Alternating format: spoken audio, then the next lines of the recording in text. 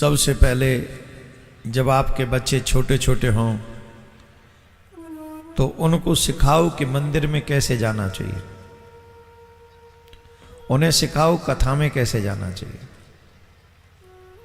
कितने दुख के साथ हमको बहुत दर्द होता है जब कथा पंडालों में वृद्ध अवस्था होने के बावजूद भी हम चप्पल जूते पहन के घुसते हैं और हमें कोई बच्चा रोकता है कि बाबू जूते पहन के पंडाल मत जाइए क्योंकि यहां भगवान बैठे हैं।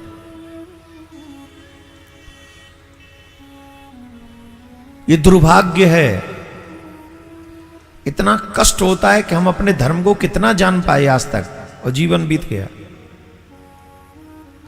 मुस्लिम इसलिए मुस्लिम हैं क्योंकि वो जिस प्रॉफिट मोहम्मद पर बिलीव करते हैं, जिनको मानते हैं, वो अपनी कुरान को भी मानते हैं।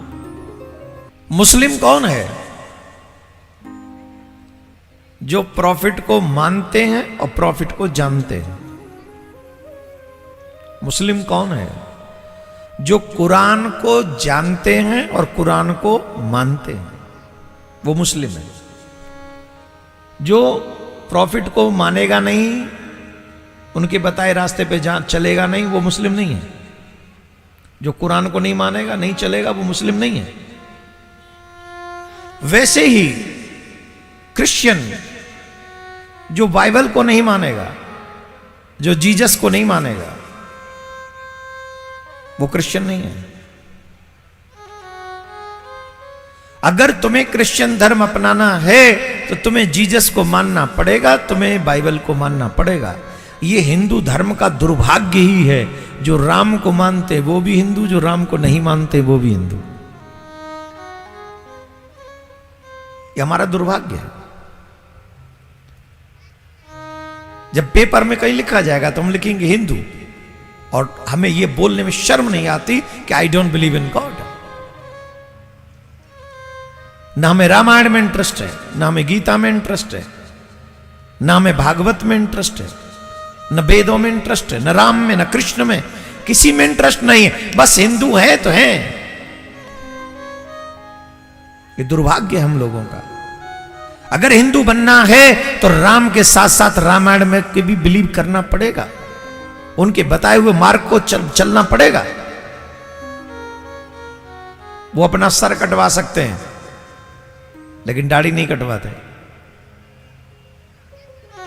और तुम्हें किसी ने नहीं कहा कि तुम्हें प्रॉब्लम होगी, तुमने चोटी कटवा दी और अपने आप को घमंडी बना के गए तो हिंदू हैं हम। अरे जाके दर्पण में मुंह देखो, कौन से एंगल से हिंदू दिख रहे हो भाई? पैदा हो गए तो कोई भी मर जाएगा, क्या फर्क पड़ना है? पैदा होना तो कोई बड़ी बात है क्या? जिंदा रहना कोई बड़ी बात है क्या? ऐसे भी बहुत लोग हैं जो किसी धर्म को नहीं मानते, जी रहे हैं वो भी। अगर हिंदू हो तो हिंदू धर्म को जानने का प्रयास करो, और सिर्फ जानो ही नहीं, मानो भी, जीवन में अप्लाई करो, उसे जीवन में उतारो। चुनाव आओ तो हिंदू हिंदू हिंदू, किसी को गाली देनी हो तो हिंदू हिंदू हिंदू है। और जब उसी धर्म को उतारना हो जीवन में, अरे हम थोड़ा जितना कर बहुत है, ये क्या है? यहां तो बच जाओगे, वहां नहीं बच पाओगे। वहां सिर्फ धर्मो एको ही रक्षिता, सिर्फ धर्म ही तुम्हारी रक्षा करेगा, कोई और नहीं आएगा। इन जिनके लिए झूठ साच बोलते हो ना, ये परिवार वाले, ये दुकान वाले, घर वाले, मॉस मालिक, फैक्ट्री वाले, रिश्तेदार, नातेदार, ये कोई काम नहीं, एक नहीं आएगा तुम्हारे साथ। अगर कोई काम आएगा ना तो सिर्फ धर्म ही काम आएगा, जिसे तुम अभी मानते नहीं हो। 95% लोग नहीं जानते सनातन धर्म क्या है। माथे पे तिलक नहीं, गले में कंठी नहीं, हाथ में कलावा नहीं, मुख में भगवान का नाम नहीं, जिब्बे जीवन में सत्य नहीं। हमें यहां तक नहीं पता कि मंदिर कैसे जाना चाहिए।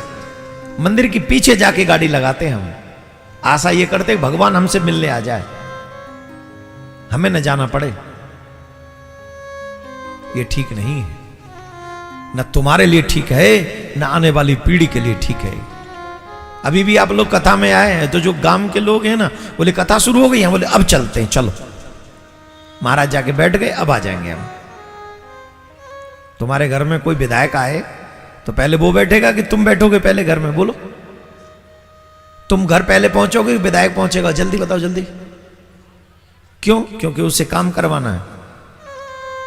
और महाराज पहले आके बैठ जाए, हम बाद में जाएंगे। क्यों? क्योंकि हमें महाराज से कोई काम नहीं है। यही अतिथि देवो भव हम समझ पाए आज तक। सच यह है कि तुम्हारे विधायक और एमएलए मंत्रियों से ज्यादा ये महाराज काम आएंगे। ये यहां भी काम आएंगे तुम्हारी जिंदगी संवारने में, और वहां भी काम आएंगे।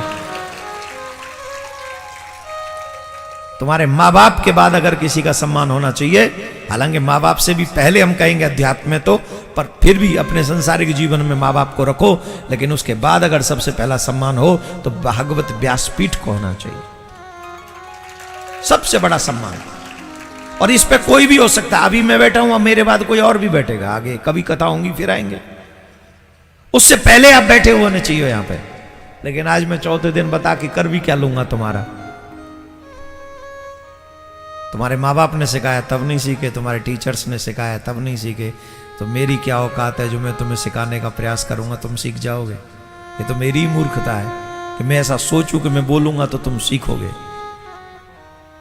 ये मेरी मूर्खता होगी, पर फिर भी मुझे ये मूर्खता करनी है, क्योंकि मुझे तुम्हें नहीं अपने कन्हैया को मुंह दिखाना है। मैं तो कहूंगा कि मैं तो बोल के आया था, अब नहीं करे तो साहब मेरा क्या फॉल्ट है बोलो? तो ठाकुर जी कहेंगे चलो कोई नहीं, तुमने तो अपना काम किया। हम अपने आप को हिंदू कहते हैं, हम एक साथ नहीं हो सकते, हम कथा हम जानते नहीं, राम का कृष्ण का विषय जानते ही नहीं, हम न जानना चाहते हैं।